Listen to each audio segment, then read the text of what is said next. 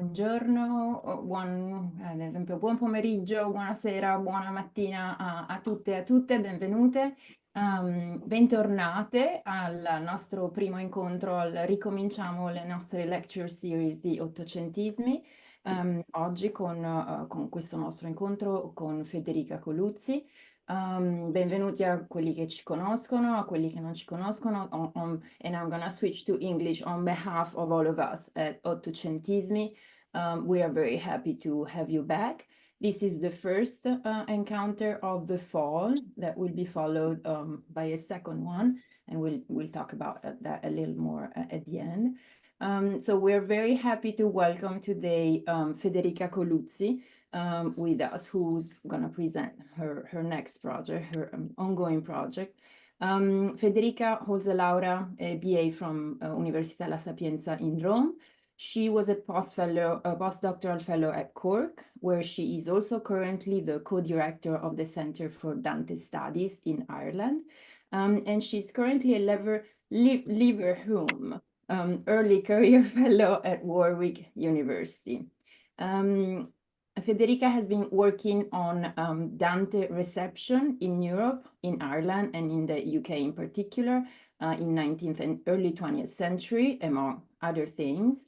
Her first book, Dante Beyond Influence, Rethinking Reception in Victorian Literary Culture, that came out with Manchester University Press in 2021, traces the shift from a monumentalized approach to Dante to a more individualized, readerly and scholarly connection by Anglophone readers in the Victorian era. Today, she's going to talk to us about her ongoing project that I think in a way expands or maybe draws from some of the discoveries that she did in her first project, but is bringing it also in a completely new direction, methodologically and also in terms of archival researches. So we are all very curious and eager to hear this about this project, which, as you already see, is, I mean, her talk today is entitled The Hidden Thread, Weaving Digital Patterns in Italian Women's Literary History, 1850s to 1920s. Grazie, Federica, benvenuta.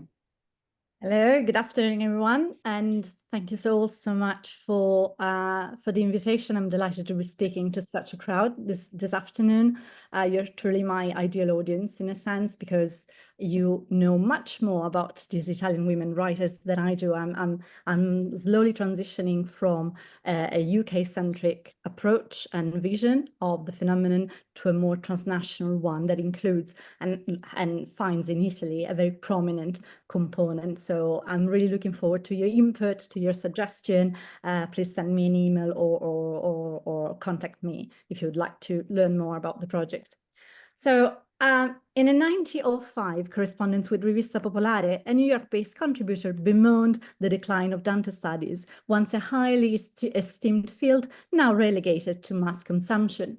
He granted that the mere fact that all the Queen Margarets are Dante scholars is sufficient reason to avoid the field entirely.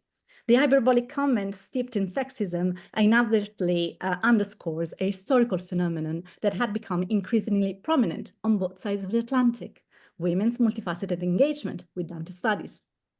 By the time the correspondent had penned his letter to the editor, the Dantiste he disdained so much had become increasingly visible, their presence more conspicuously pervasive in print and press, on public stages and lecture halls, in grassroots activism and cultural events, captivating a growing audience of students, enthusiasts, and even specialists. The disparaged Queen Margaret of Savoy, the first queen of the Kingdom of Italy, embodied a conspicuous facet of the phenomenon.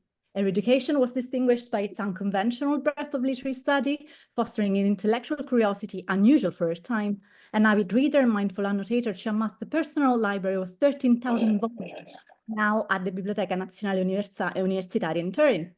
A treasure trove of knowledge, mixing rare and first editions with common books, organized according to her own cataloging principles, and often enriched by custom-made bindings and papers and inscriptions. The collection included numerous editions, commentaries, biographies, studies on Dante in Italian, in French, in English, and in German, if we consider that her grandfather, the King of Saxony, was actually the translator of the Commedia in German, a commentator, and the patron of the Dante Deutsche Gesellschaft. Not content to confine their intellectual pursuits to the private sanctuary of the Biblioteca, la più colta gentildonna del regno nurtured their Dantismo through salon and sociability and conversation. On April 7, 1883, she extended an invitation to the Quirinale to Giambattista Giuliani, one of the foremost authorities in the field of the studi danteschi. Giuliani recorded his astonishment in a letter to a friend. Sono rimasto lì un'ora nella conversazione più dignitosa e lieta e profittevole, seduto dinanzi alla regina che mi teneva sospeso in ammirarla e ascoltarla, che pochissimi ne potrebbero discorrere di Dante, con tanto senno.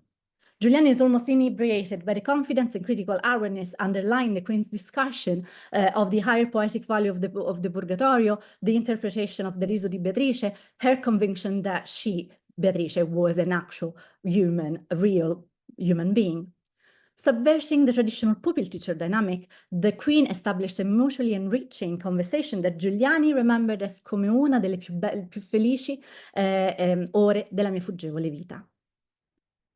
Her particular interest, the Queen's particular interest in Dante and Dante's work led to the establishment of a Lectura Dantis as part of the Giovedì della Regina, the Quirinale, entrusting its leadership to the distinguished Dante scholar Luigi Pietrobono.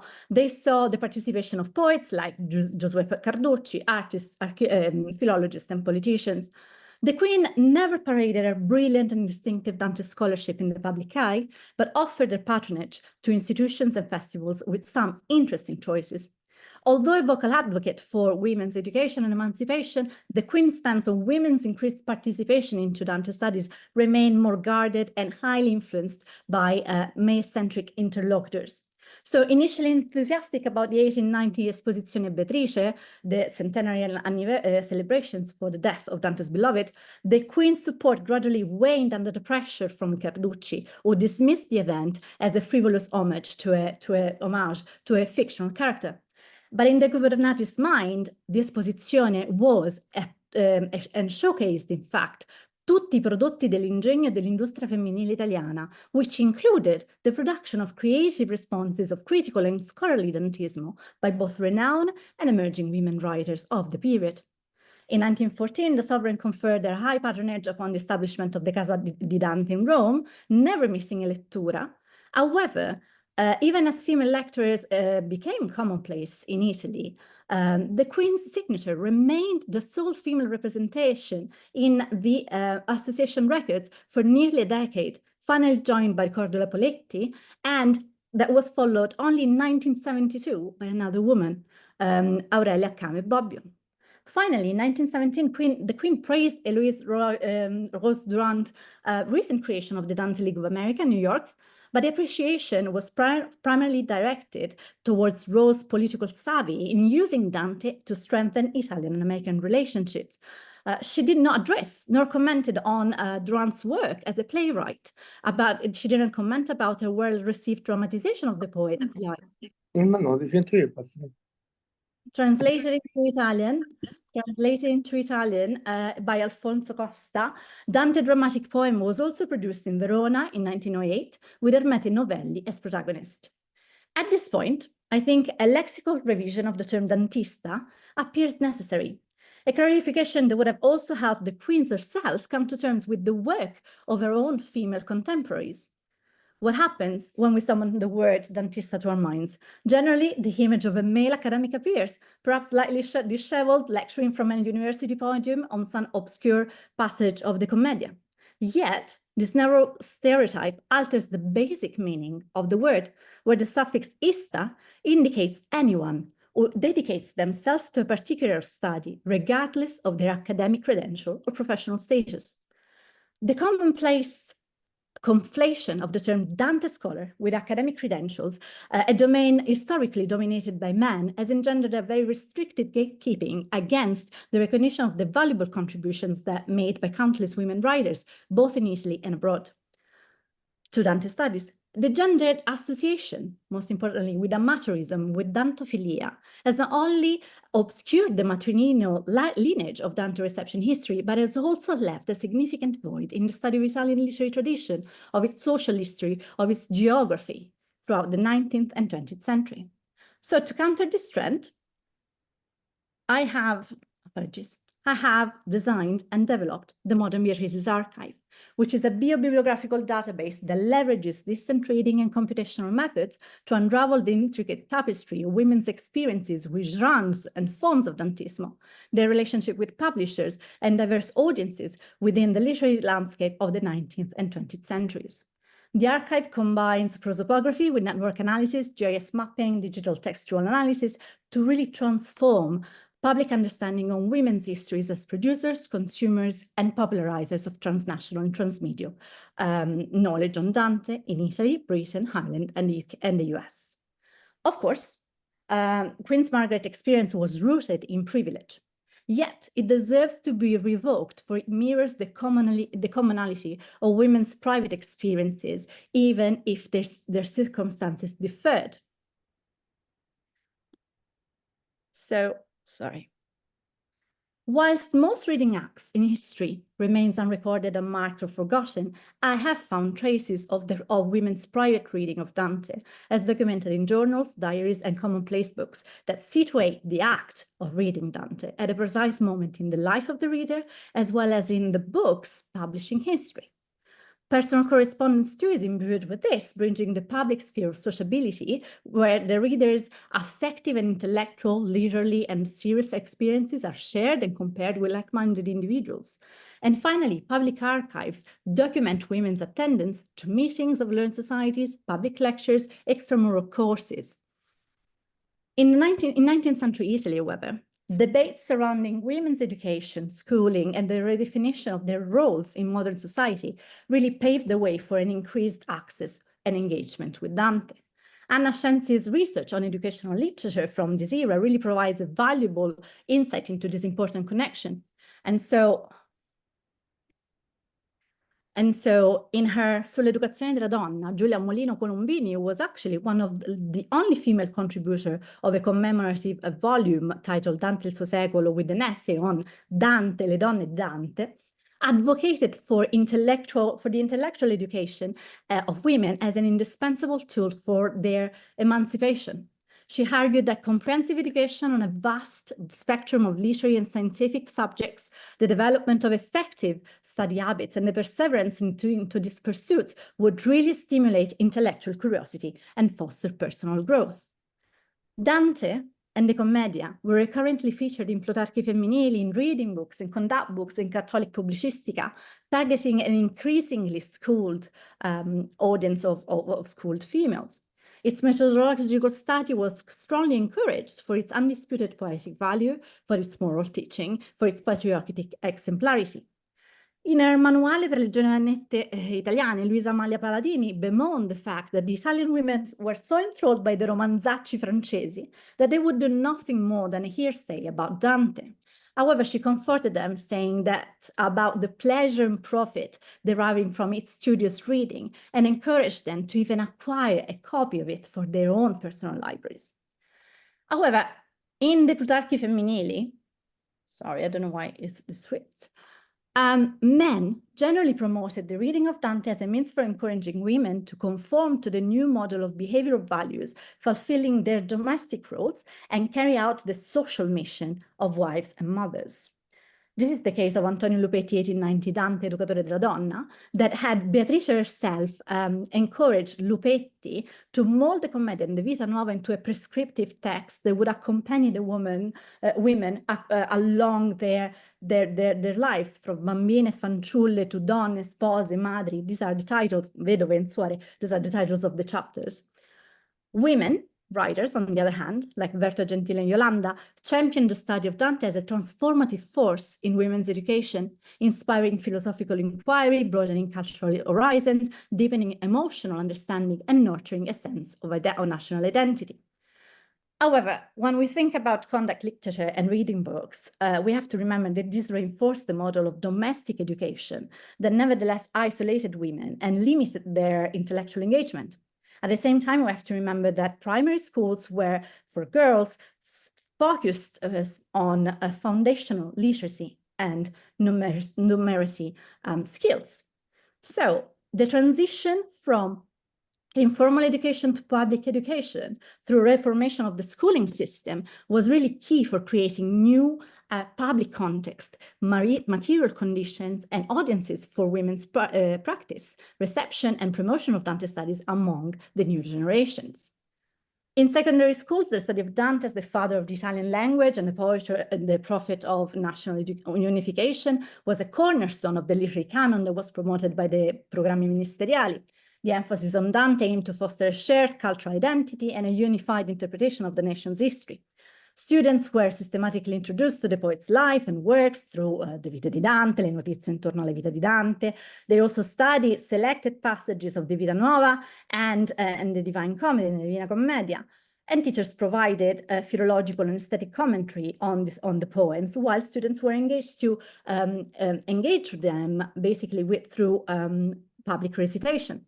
Most importantly, the Lectura Dantis, initially somewhat uncertain in its placement within the curriculum, became firmly established component of the 3 years of high school, so the 3 final years, with a Cantica a year, by the 1884 Coppino programs. And the recitation, analysis, and commentary was also part of examinations. Within the secondary school system, women's opportunities to engage with Dante and his works were widespread, whether they attended single-sex institutions or enrolled very bravely into lyceums and technical institutes. With the enactment of the 1874 Borghi Law in 1883, their proficiency in Dante studies could even culminate in degrees in Lettere e Filosofia, where they would likely encounter and have exams with major figures in the Filologia Dantesca of the period. The newly secularized educandati and the network of newly established scuole normali superiore, and even by extension the Istituti Superiori di Magistero Femminile in Florence and Rome, those were the institutions that granted women greater chances of legitimate intervention, if not leadership, in the field of Dante studies.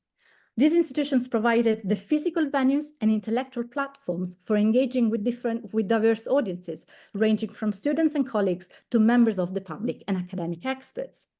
Within this public arena, women's Dantismo manifested into 3 primary modes of engagement: public lecturing at home and guest institutions, and we can see that authors included Emma Bogen-Conigliani, Annetta Cerri, Giannina Franciosi, Maria Fanny Sacchi, and Cecilia Pantucci. These are just a selection of the works that are featured and archived into my database. And you can see that they were either held within the institutes or at the Accademia dei Concordi, il Circolo delle Amiche della Scuola, l'Istituto Sociale di Istruzione. So they were beginning also, women were experiencing mobility in a sense. The authorship also extended to manuals, anthologies, biographies. And again, here we find Bogen-Conigliani, who authored several editions and anthologized versions of Dante's entire oeuvre. So she did not just focus on the Divina Commedia. She also did an edition of Le Opere Minori di Dante, which is very, very important for exposing students to the wider range of Dante's writings. And Luisa Anzoletti, the poet, produced a very well-received Vita di Dante, scritta per la gioventù e il popolo. Outside the strictly educational context, many women leveraged their academic credentials and public standing as teachers, professors, inspectors, school directors to forge new connections with reputable publishers, academic journals, and learning institutions, thereby extending the professional networks and opportunities for the circulation of their own Dantismo. And apologies, yes. And this bubble chart shows you the wide spectrum of women's intellectual, creative, and cultural pursuits. Although each bubble relates to a distinctive profession and occupation, many individuals appear under multiple categories, indicating the interconnectedness of these roles and the potential for women to combine their literary and educational pursuits. The overlap between professions also underscores the interconnected nature of the literary landscape, particularly within the vibrant ecosystem of periodicals and literary circles. Educational professions included teaching, pedagogy, leadership, sometimes all together because they were part of the career progressions of some of these individuals. And many were involved in intersectional activism, campaigning for women's rights, for women's education, for women's vote, whilst reinforcing their commitment to gender equality and social justice in the newly unified kingdom. Along with public lecturing, which positioned itself basically at the junction of educational and literary professions, women also took on periodical contributing, editorship, literary criticism, and poetry as individual or interconnected activities. And this is reflected really in the variety of responses they produced.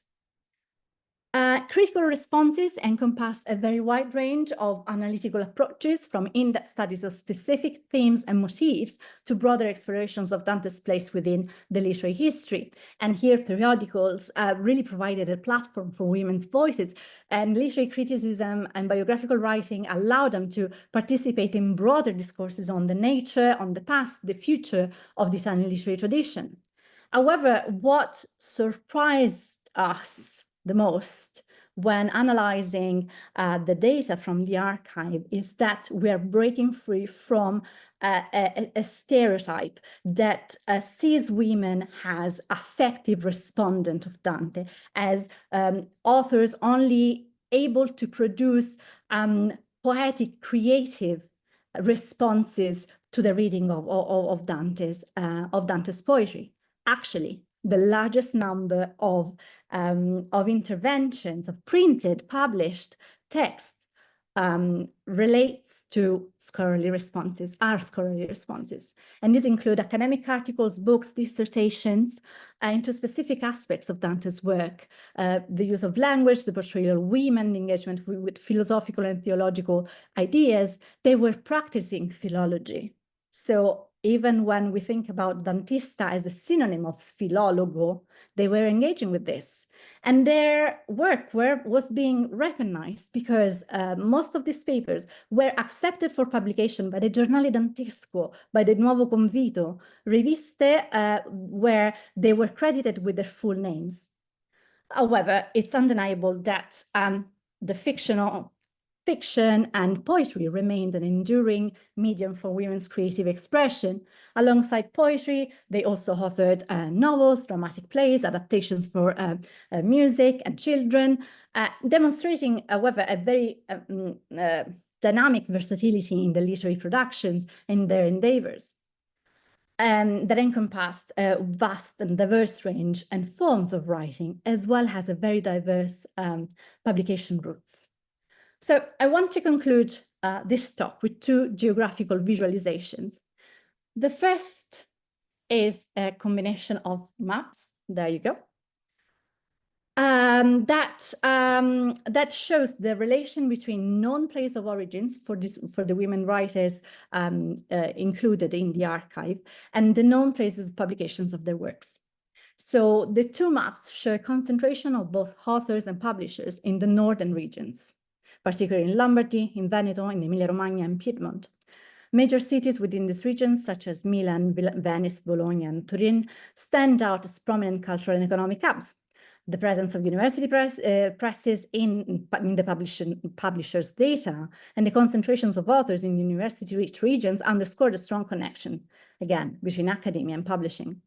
However, while the northern regions dominate both datasets, there are regional variations, with Emilia-Romagna being more prominent in the publisher data and Veneto in the author data.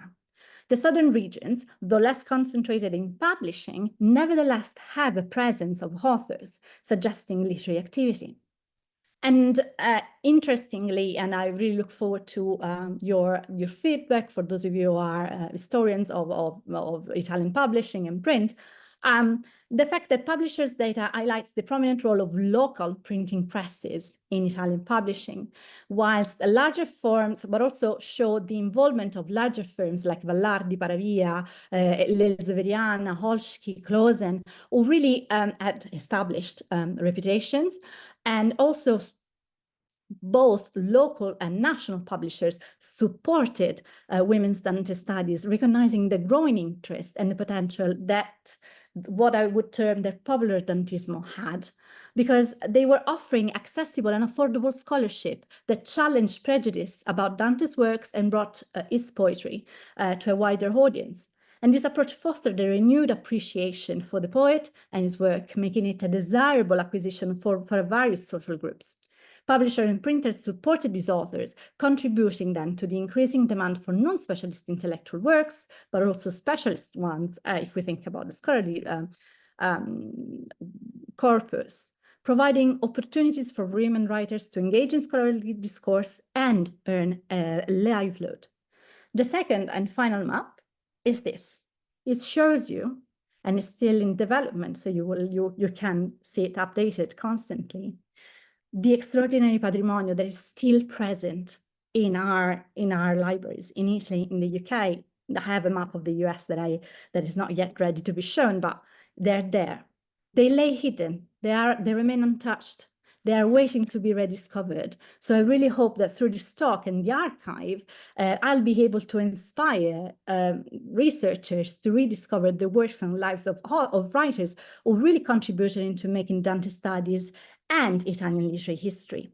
And finally, I want to act like the Queen and extend an invitation to all of you who might be in Italy soon, because the Modern Beatrice's archive will give origin to an itinerant series of exhibits. And the first stop is Ravenna, is the Centro Dantesco dei Frati Minori Conventuali, where we'll be opening a mostra, Beatrice Moderne, la ricezione dantesca delle scrittrici italiane tra 8 e 900, on November 22nd, and the mostra will stay open until the end of February, so there will be time, perhaps during the holidays, to come visit it.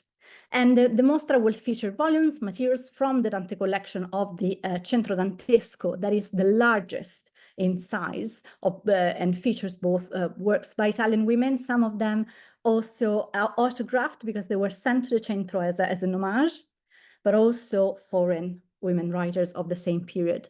It will combine interactive panels and digital activities, and will hopefully foster a deeper connection between the community and the rich literary heritage of Italian women writers. The exhibition will provide a tangible, engaging space for people of all ages to discover the contributions and perspectives of Italian women writers of the Otto Novecento. Thank you very much.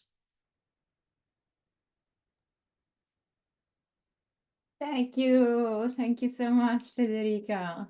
This was amazing. So much, so many avenues, so many discoveries. Thank you so much. I think that, and as usual, like in terms of format, usually we have the lecture, and then of course we open to the questions. So feel free to open up by asking a question, by signing up to ask, or then by writing a question in the talk, in the chat. Just sort of preliminary sort of comments. Just like you opened with this wonderful link to the notion of Dantista. This is really in the broader sense the best way to broaden and expand the notion of Dantista in so many different ways, and really just to open up an entire universe really of contributors and of agency in areas that we have not explored before, or that have been explored only in very punctual, very discrete ways. So you're really giving an entire sort of rationale and way of connecting so many different threads, but also in the way you're talking about, for example, even just the managing of percentages of scholarly contributions, as opposed to sort of the more emotional, affective contributions that we are usually, the traditionally have been associated more with women. So you're just doing so many things. I, of course, personally, I'm very interested in the fact that I think part of the novelty of your research comes also from the way in which you're combining different sources. And so, books, of course, periodicals, which seem to me like to become a very important source for you. And also in general, it sounds like the kind of archival research, the research that you're doing here is you know, it's so broad and so heterogeneous. So if I can start with my question, and then we're gonna open it up, could you tell us a little bit more about the kind of sources, like, or how do you organize, how do you manage to bring together all of this heterogeneity of origins, you know, and of material, really? So the short answer is a very large, very detailed spreadsheet, which is at the heart of any digital humanities project, as you know. No, I was very, very lucky during my doctorate to work in the bowels, really, of the John Rylands Library in Manchester, which holds the largest 19th century, one of the largest Dante collections in the world, and a very, very large and conspicuous one relating to 19th century books and publications. And while I was working there directly with the books, it became very evident the number of women that were authoring books. And at the time, I was just looking at the UK dimension, British dimension, and still they're very sizable. I wanted to concentrate today on the Italian women writers, but if we look, if we approach them from a transnational point of view, the numbers grow exponentially.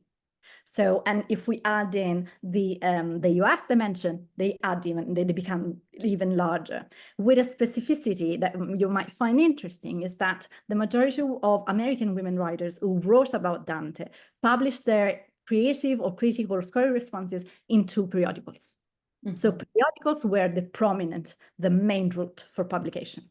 Whilst for British women writers, it was volume publications. They were generally publishing larger texts, so they were either handbooks or biographies, etc. And for the Italian, we have this mixture, and this mixture is something that I came to realize and appreciate once I adopted a distant reading approach. I know that Moretti's heritage is a bit contrasted, but in the case of Dante studies, when we are working with such large numbers of works and typologies and different formats, material formats, but also publication formats, then distant reading becomes a necessity. Necessary, yeah.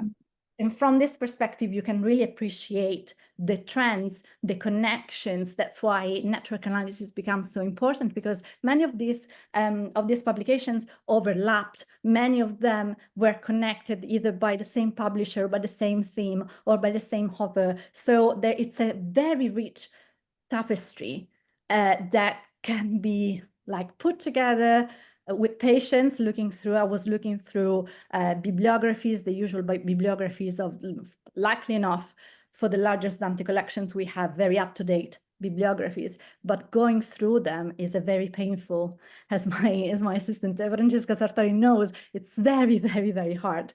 And also, these are just the women that you'll find in the archive. These are just the women who were credited with their full name. There are lots of people that need to be identified still. So yes, there is the potential for becoming even larger, and definitely to redefine the idea of and our notion, our understanding of Dantismo and being a Dantista is what is it. Yeah, that's beautiful. Thank you so much. Okay. I see Kate, go ahead. Hi, Federica. Thank you so much for this wonderful talk. It was so fascinating to hear about your work, and thank you for producing this amazing resource as well. I think it's going to be leading to some really interesting follow-on projects as well once you kind of start to exhibit it and advertise it. I think it's going to be great. So well done. I was just really intrigued by the absence, and when you showed us the maps, the absence of any kind of activity in Sardinia. Absolutely. Would you say that is something, because it's curious, because of course Deledda, the first female Nobel Prize winner, was there, but was there activity in Sardinia? I am sure there was, because there are multiple indicators that makes us think that they were active. One of the women, I actually forgotten, I've showed that I presented this project in Verona in August, and a Sardinian teacher, it was a summer school in Dante studies, came to me and said, you know, this family is from this area in Cagliari. I bet they have a library, and I bet they have her writings, her full body of writings, for instance. But yes, absolutely. While I was making and putting together the maps, the absence of Sardinia was really striking. So perhaps it's a matter of changing the approach. Like in the case of Sardinia, we have to dig into the archives physically. We cannot rely on records, like secondary records. We need to really think about where Dante was taught, how was it taught, what kind of publishers were active in the region. If any of you have this kind of information, feel free to reach out, because I think that one of the beauties of this is that we can bring in different expertise, and specialities, and really contribute to the expansion of the project and our understanding of the panorama. But absolutely, I was really, really, really impressed by that absence. So thanks, and well spotted as well. Thank you. Thanks.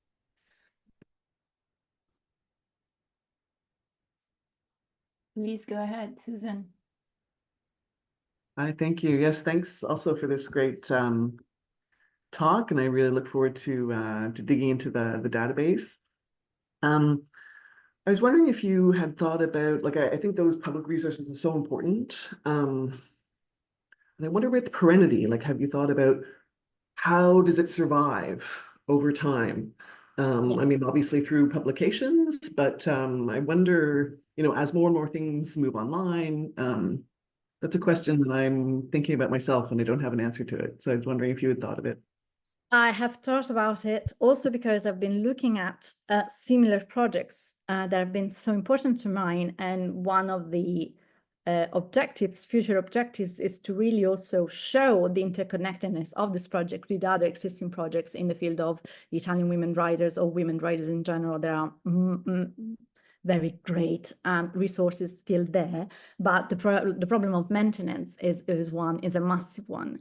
At present, the database is built on Omeka-S, which is a platform that is mainly used by universities because it's a free platform. But for instance, once it's related to my contract in a sense, so it's also in a state of non-permanence, and we are thinking about other ways for creating like a perennial domain. And one of the things that I realized is that the database can be used also for teaching in multiple ways, within history modules, within modern Italian history modules, within history of publishing and book and history of the book, Italian studies. I am involving my students in this. Some of my students are translating the entries from Italian into English, for instance. So I think that's one of the ways in which we can keep it alive as the decades go through, and as the technologies evolve. And this is something that we'll try to face with brands and new developments, really. Thanks for the question. Thank you.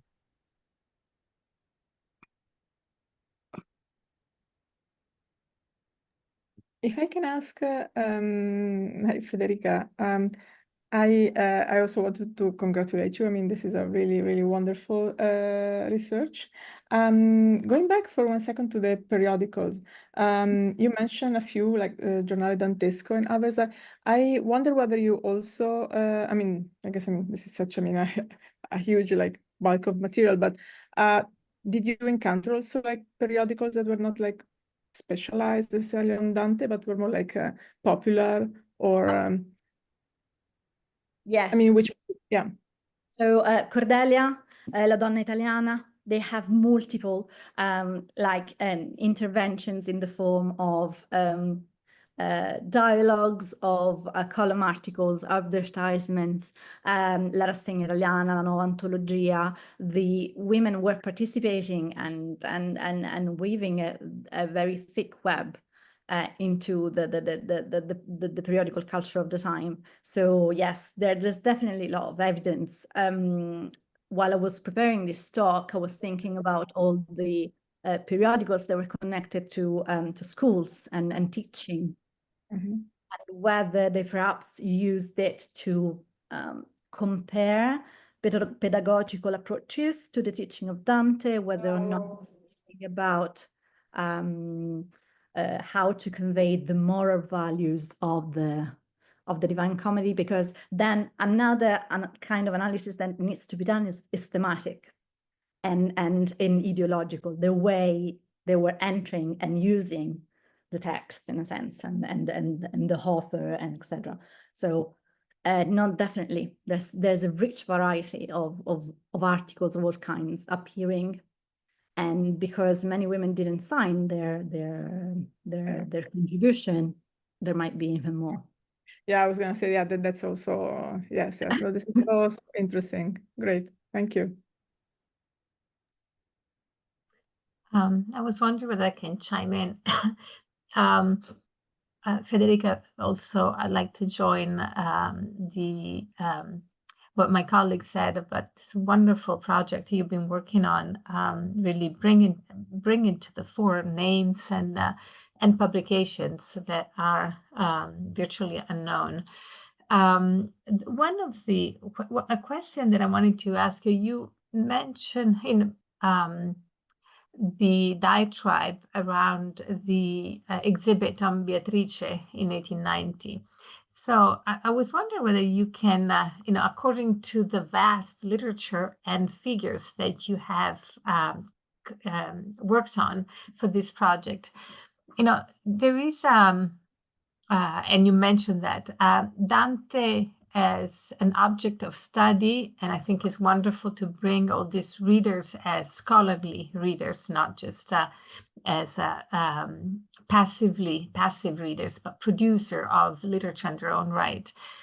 But Dante was a controversial figure as well, in the sense that on the one side, obviously in the 19th century, it brought forward the political message of unification that went along with the Risorgimento and all that, but also brought figures that female writers, women writers, did not always accept fully. And I'm saying, Beatrice, Matilde Serao, and other Italian writers did not go to the exposition and in the way that the Queen herself at the end withdrew her support.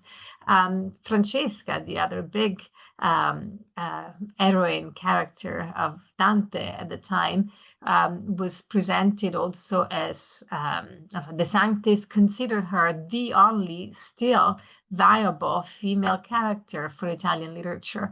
And Matilde Serao, wrote an article saying that was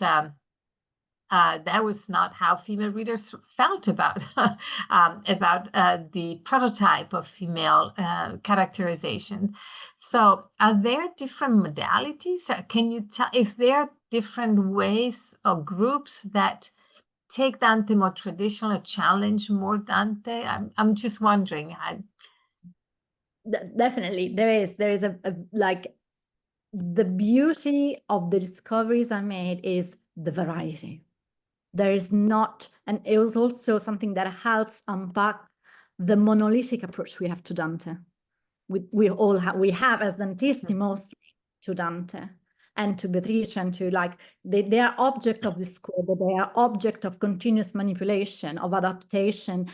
What I've noticed is that even within women's writing, mostly within women's writing, it serves multiple ideological agenda.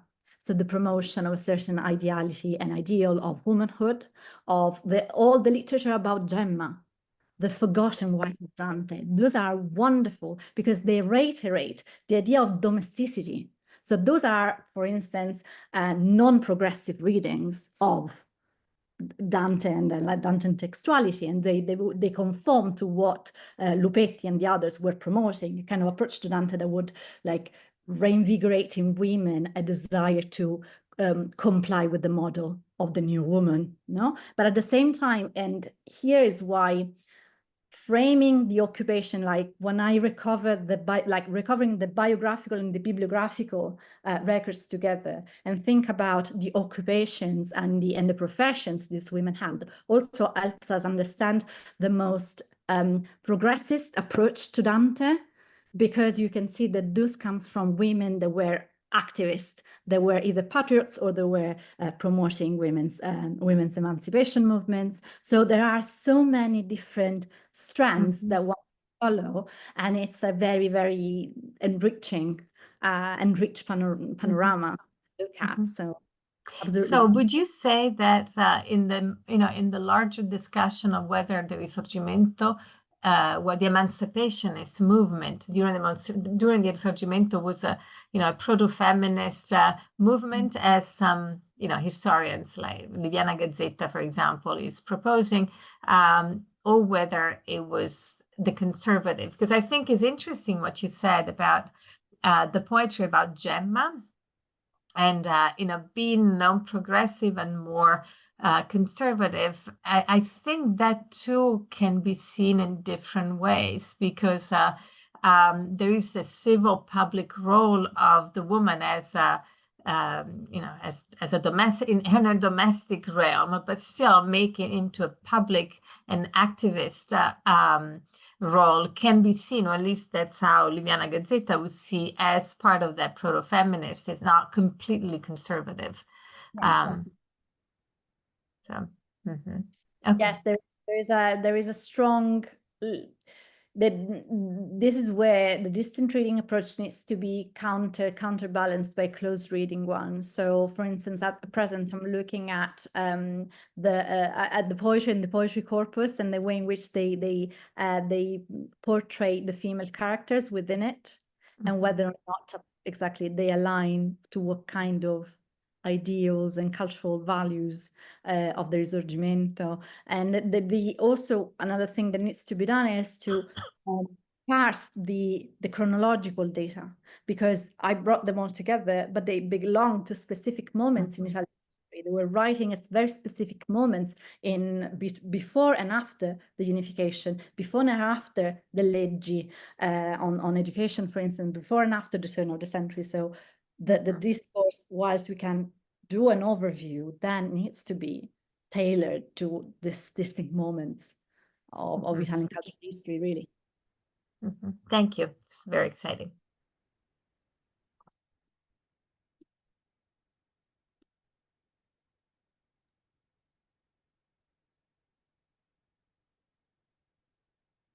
Oh, okay. Martina and Cristina, go ahead. Martina. I think Cristina was Cristina has raised her hand before. Go ahead, no worries. I can go after you. Go ahead, no worries. Okay. Actually, I think it's could be a quick question. I'm not sure, but I spotted at least a couple of Jewish sounding surnames in the names of the women that were on your slides. Is religion a thing in your project? Do you maybe keep record of the women being Catholic or not, or religious or not, whatever their religion is? No, at present. And that is a massive fault in the construction of my data, because religion was an important component. And it's an important component in the Italian context. It is a very important component with the different confessions in the UK, the panorama. So one of the largest changes that I plan to introduce is to change the records, the biographical records, to include this data as a metadata, so that it can be mapped as well. Because yes, there are religion is a very, very important element, also one that influences their relation to Dante, their reading of Dante. So it needs to be put into perspective and analyzed. So yes, thanks.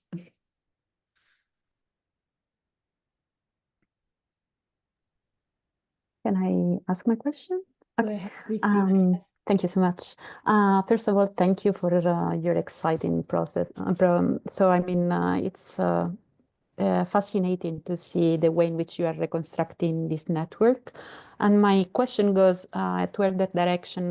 I'm wondering, I mean, I know that you might have not started looking into more personal data, like if they were sending each other correspondence or talking about it informally and not seeing like just like the product that was published.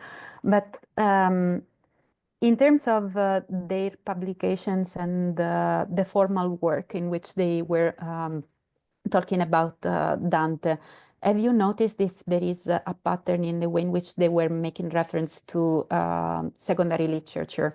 If they were citing themselves, like, I don't know, like if you can reconstruct a network of women writers that were also like quoting themselves that were that had maybe the same opinion, that can help you create an archive of like I don't know, something that has not been published but can help you like look into their office and see their process in elaborating their criticism.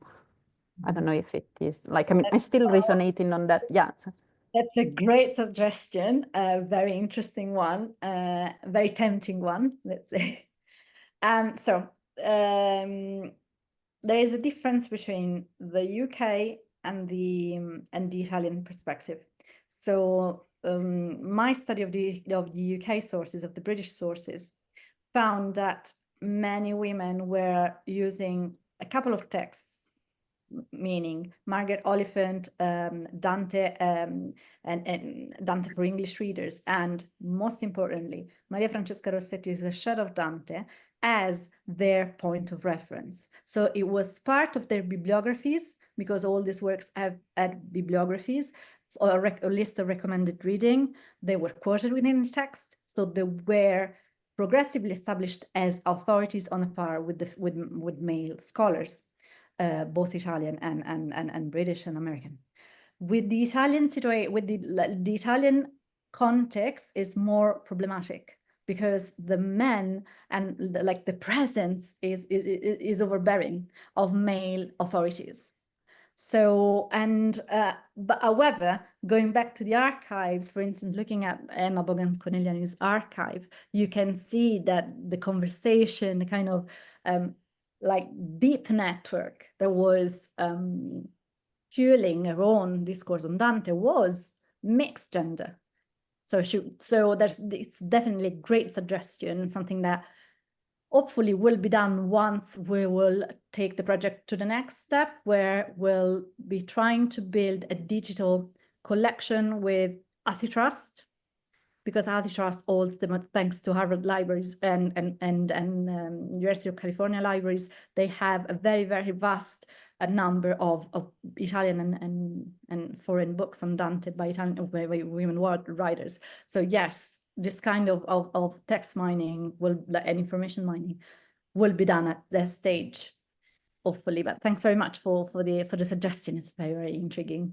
Yes, I'm not surprised about your reply, because if we think about the process of trying to publish in Italy in the 19th century and enter into a conversation with the field that was male, like the male authors were just like patriarchs on the archive. Yeah, exactly. So that's why I was thinking maybe going and looking at their correspondence, or also looking at other informal publications as La Donna e la Famiglia and others can help you discover a network that is that cannot be created just looking at the bibliography at the end of the works. Absolutely. Yeah. There is one thing that's very beautiful to see, is that many of these works were dedicated to mothers, sisters, friends. So this is another kind of network that subsists, but is an effective one. So you have to think about the differences. But yeah, thanks very much. Thank you. And go ahead. Thank you very much. This is so wonderful, so exciting. I'm really excited for it. I know I'm going to delve into it, and I'm going to start not by my question, but believe it or not, I just got an email saying that there was an invitation for call for papers on Forum on Women Dante Scholars and Dante Studies that is coming up. So how appropriate. My question actually goes into the direction of book reviews. Many of these women published with recognized publishers. The books were read. Are you going to be including that corpus as well? What critics? Most of the critics were male. Some of the critics that were legitimate critics were female, but of course signed themselves with a pseudonym. Are you going to include those kinds of documents as well? Yes, absolutely, because as a reception scholar, for me, reception is very, very important, and I'll show you what I'm trying to do with this. So if you access the archive, can I share again my screen? I'll show you how it practically works. So this is an entry for Emma Bogen Conigliani, La Divina Commedia, Scene e Figure. It was a very, very important manual. It was published multiple times. So we have the record shows you the title, the link to the full text. Now archive.org is down. So that's why we need to think about connections. Here you have all the data, the language to publish, the place of publication, the type of reception.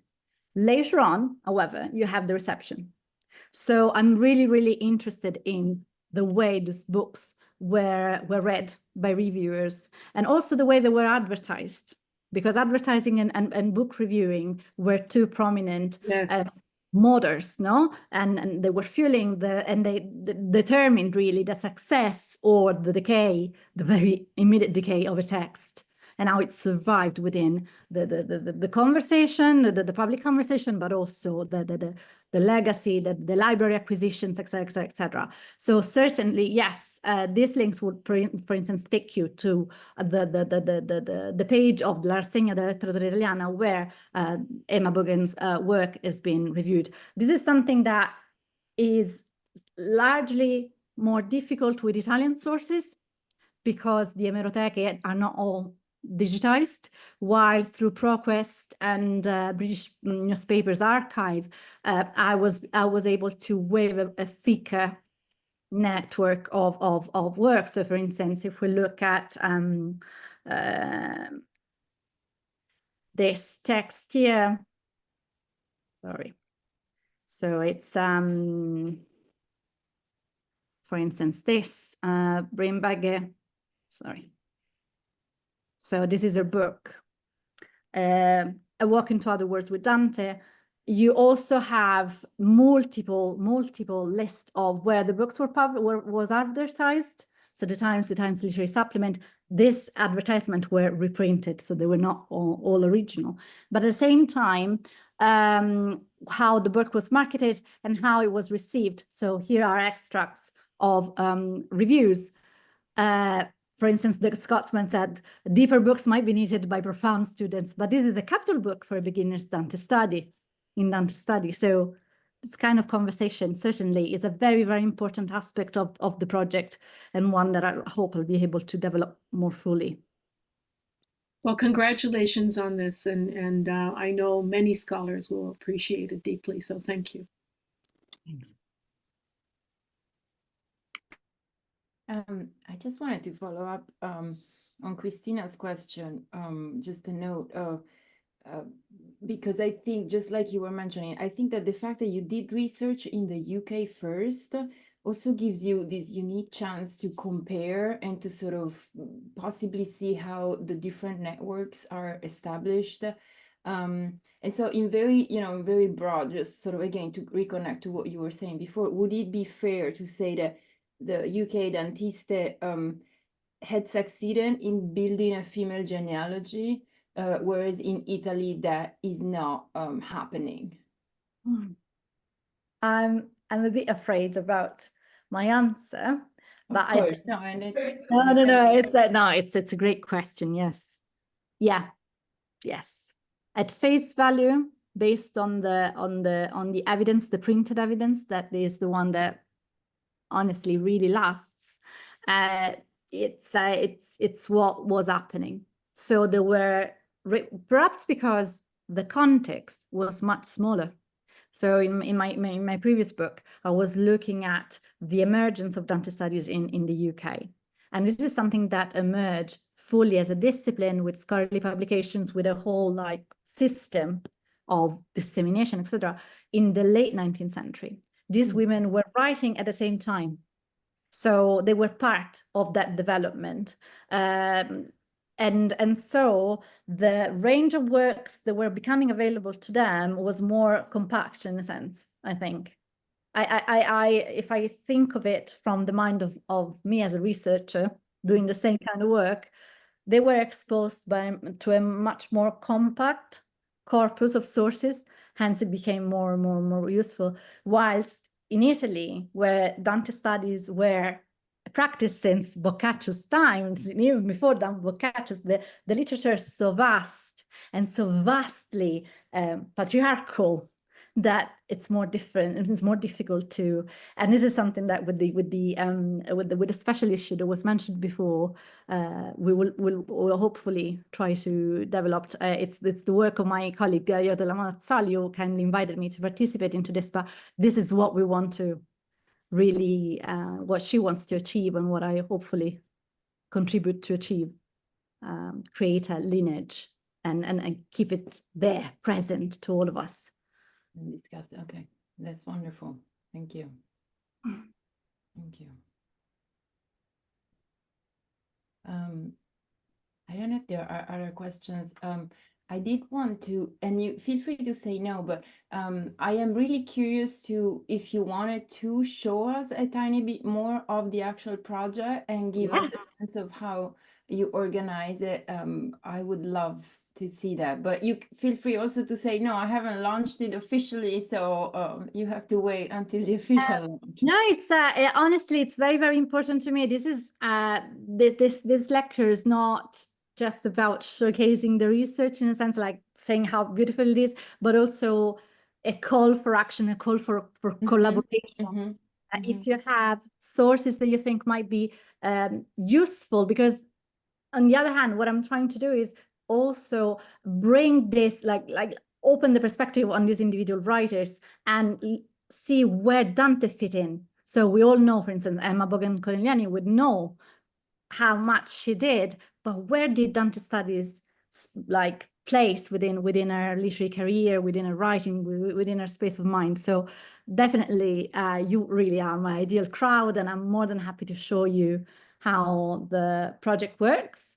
It's still under construction, so be kind in a sense, but you can access it fully. I'll share the screen. Should be this, yeah.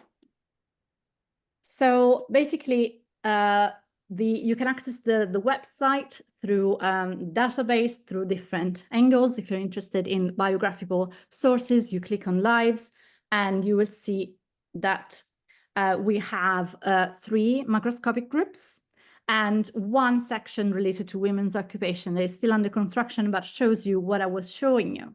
So data about, and this is like combined data from all nationalities. You see the bubble graph has changed a bit because there are specificities to the countries. And this bar chart shows you this exactly. So if you think about the production of fictional works on Dante, in Italy, the majority of women were poets. But if we change it to Britain, it's periodical contributors. If we change it to American, poet and periodical contributors. So it's a continuous shift. And this is one of the ways to access the resources. If you don't know and don't have like either a text, a book, or a title or a name in mind, you can browse through class. So for instance, poet, we click on poet, and we have a full list of women that I classified based on encyclopedia and everything else as poets. So you can see that there are many women that you are more than you know, like Luisa Anzoletti, Caterina Bembrenzoni, Alinda Brunamonti, Bonacci Brunamonti, Ada Borsi, etc., etc., etc. And if we open, for instance, one biographical record, this is what you will see. So again, place of origin, date, country of origin, all these texts, whenever you see them underlined, means that they are metadata and they can be used as filter, as facets. For me, it's very important also to place them on a map, also to think about mobility, migration. And you will have a narrative account that has been under translation, like currently under translation with my students, but also a selected list of their publications and where and when the Dante publications occurred. And of course, you can go back if you want. You can go straight to the publication record. Mm-hmm. And you can see like a preview of the text. We don't own copyright for many of them, so that's the part of the archive that cannot be made public just yet, but hopefully with collaborations with libraries in Italy and the Antitrust will be able to like release this more fully. Again, publishers, the current holding libraries, this will be turned into permalinks so that you can click there and basically virtually book the book, reserve the book in your local library. And again, for the publishers, same thing. So these are all the publishers, and the colors relate to nationality. They have been invented at present. And to me, the publishing landscape in Italy still remains a bit obscure. So if any of you is an expert of this, I look forward to hearing from you and to join forces. But there is a speciality. All the UK publishers were based in London, whilst the Italian one were scattered. And yes, so you either access through nationality or you access through the works and the books. And so you have the works, and diagram shows you the range of resources. Or you look at publishers, and critical reception provenance are still under construction, as well as the networks and maps. But it's hopefully we'll be able to launch it fully in February. In February, okay. Wow, wonderful. Yeah, and if I can add, like in terms of the publishers, I feel you in the sense that even just sort of, you know, in a very small project on publications on women writers, even just the names of there is this localization of publishers by all means, very tiny.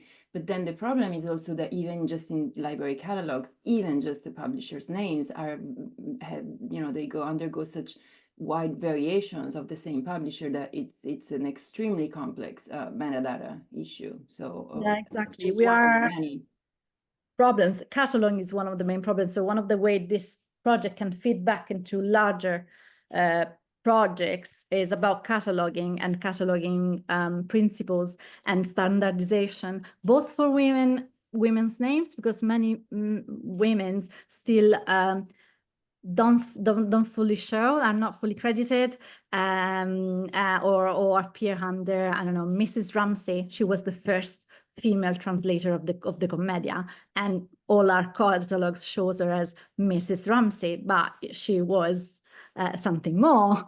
So we try to recover the kind of presence and visibility as well of the text of the authors, of the publishers as well, to facilitate new research. Absolutely, absolutely. Federica, thank you so much for this wonderful overview and sort of first plunge into your project. We are really grateful to you and to all of our public who made their way to our Zoom today. Prima di chiudere, we wanted to also remind you that we are looking forward to the second of our meetings that's gonna take place in November 15th, and that's gonna be with Enrico Serventi Longhi, and he will talk about l'affare Dreyfus e i letterati italiani, and that will be in Italian. We're looking forward to following your work, Federica, and knowing more. And please let us know when it's officially launched so that we can advertise that in our network and everywhere else. Thank you so much, everybody, for being with us today. Have a wonderful, wonderful day. Thank you. Thanks very much. Thank you, Federica. Thanks so much. Grazie, grazie mille. Grazie Fede. Grazie a voi. Grazie. Grazie. a te. Grazie Federica. Grazie.